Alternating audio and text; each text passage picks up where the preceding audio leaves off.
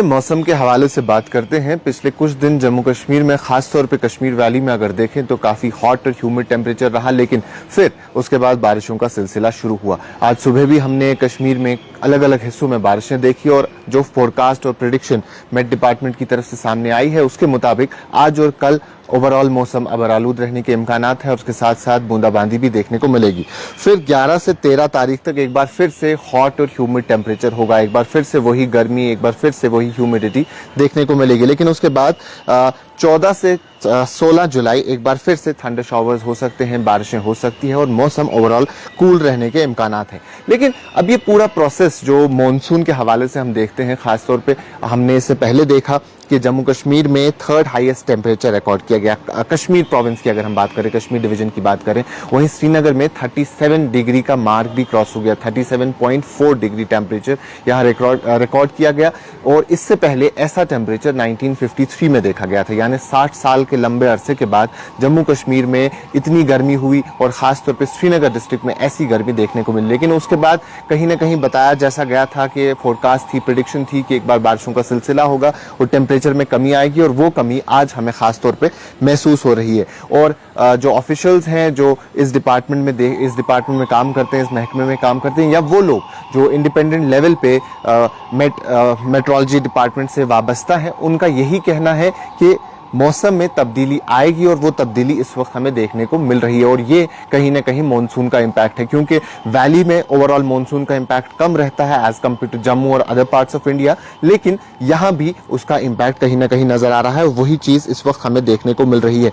तो इसे overall welcome change भी कहा गया, क्योंकि काफी लोग परेशान थे। वहीं अगर एग्रीकल्चर और हॉर्टिकल्चर से जुड़े हुए लोगों की बात करें जो उससे मुंसलिक हैं, उनका यही कहना था, खास तौर पर इस वक्त पैडी कल्टिवेशन का टाइम है। Paddy fields across Kashmir, from south Kashmir to north Kashmir to even central Kashmir, completely dry हो चुके थे, क्रैक्स विजिबल थे, और उन लोगों के लिए कहीं ना कहीं ये एक राहत की सांस है। उनके खेत एक बार फिर से अब पानी से भरे हुए नजर आएंगे, क्योंकि पैडी में ओवरऑल पानी बाकी क्रॉप्स के मुकाबले काफी ज्यादा चाहिए होता है। तो वो चीज एक और है जो इसमें देखने को मिली। तो कई सारी चीजें, कई सारी अच्छी बातें अपने साथ लेके आता है। लेकिन वहीं जब कभी भी बारिश होती है तो शहर श्रीनगर का हाल काफी बुरा होता है।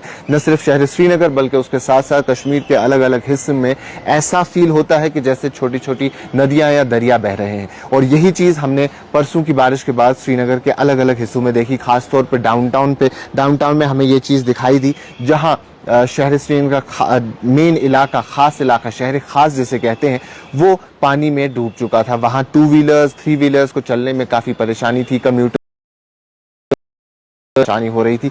और ये कहीं ना कहीं फेल्ड ड्रेनेज सिस्टम को इंडिकेट करता है। और जो उनके चीफ स्पोक्स पर्सन ने भी इस बारे में ट्वीट किया था, तो वो एक एरिया ऑफ कंसर्न रहता है। और उसके साथ साथ आज बडगाम में भी हम जो खबरें मिली, बडगाम से खबरें सामने आई, उसमें यही बताया गया था कि वहां भी कई सारे ऐसे गांव हैं, कई सारे ऐसे इलाके हैं जो इसकी जद में आ गए हैं और वो अब काफी परेशान है।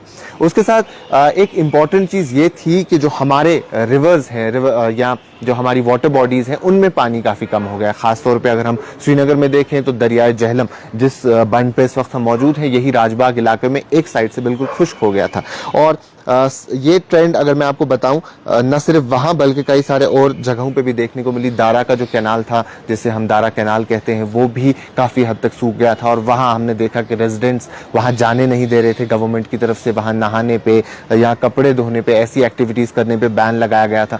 तो कहीं ना कहीं वाटर बॉडीज को बचाने की जरूरत है, और वो चीज ओवरऑल हमें as human, as Jammu Kashmir की आबादी, जम्मू कश्मीर के लोगों को समझने की जरूरत है। जो वाटर लेवल है, वाटर लेवल के हवाले से मैं आपको बात बता दूं, आज कल जुलाई 8 को 0.33 फीट वाटर लेवल थी संगम में, और आज सुबह बढ़ के वो 0.51 हो गई है।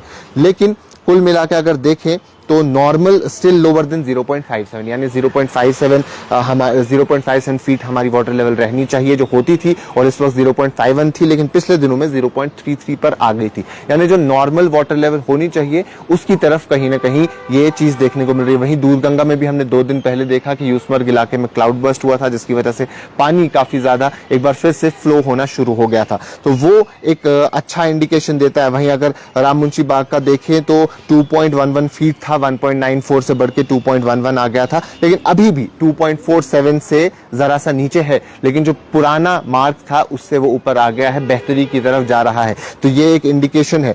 और जिसे हम ओवरऑल ग्लोबल फिनोमेना कहते हैं, क्लाइमेट चेंज कहते हैं, वो न सिर्फ जम्मू कश्मीर में है बल्कि दुनिया के अलग अलग हिस्सों में देखने को मिल रहा है, और उसका ही इम्पैक्ट यहाँ भी है। अगर हम सर्दियां देखें, मौसम सरमा में बारिशें और बर्फ नहीं होती है और उसकी वजह से गर्मियों में काफी नुकसान होता है और हॉट ह्यूमन्स रहती है। लेकिन ह्यूमिडिटी और हॉटनेस समर टेम्परेचर में ओवरऑल हमारे बागों के लिए, हमारी खेत के लिए ज़रूरी भी है। तो जो जैसा मौसम हो उस हिसाब से टेम्परेचर भी होना चाहिए। लेकिन पिछले कई सालों में कंस्ट्रक्शन इतनी ज़्यादा बढ़ गई है, पिछले कई सालों में हमारा मौसम भी तब्दील हो गया है, लेकिन अब लोग पुराने मौसम के साथ इसको कंपेयर कर रहे हैं कि 1950 में भी 38 डिग्री टेम्परेचर होता था, लेकिन तब हमारे घर उसी तरीके से डिज़ाइन होते थे, तब हमारे आसपास की सराउंडिंग्स में पेड़ पौधे होते थे और इतना महसूस इसलिए नहीं होता था। आज हर तरफ कंक्रीट है, हर तरफ सीमेंट्स के मकान है, तो कहीं ना कहीं लोगों को इस वजह से भी और दिक्कत होती है। अब इसी सब के बीच में स्कूल टाइमिंग और हीट वेव को भी जोड़ दिया गया था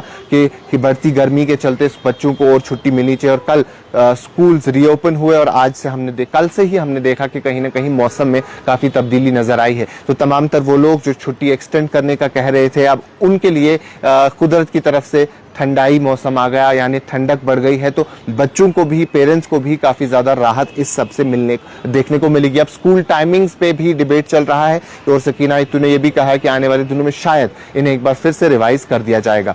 एक बार फिर से जाते जाते आपको मौसम की अपडेट देता जाऊं। आज और कल मौसम अबरालूद रहेगा, बूंदाबांदी देखने को मिलेगी। वहीं 11 से 13 तारीख तक एक बार फिर से हॉट ह्यूमिड टेम्परेचर रहेगा, और उसके बाद अगले 2 से 3 दिन फिर से थंडर शॉवर्स, रेनस्टॉर्म हो सकते हैं। उसके चलते कई जगहों पे फ्लैश फ्लड्स आ सकते हैं, कहीं जगहों पे क्लाउड बर्स्ट हो सकता है, तो लोगों को एहतियात बरतने की जरूरत है। वहीं इस मौसम में अगर आप ट्रैवल करते हैं तो ट्रैवल एडवाइजरी जरूर देखें, ट्रैफिक कंट्रोल रूम के राब्ते में आए और उसके बाद ही अपने सफर का आगाज करें। अभी के लिए इतना ही। बाकी तमाम मजीद मालूमात के लिए बने रहें कश्मीर लाइव।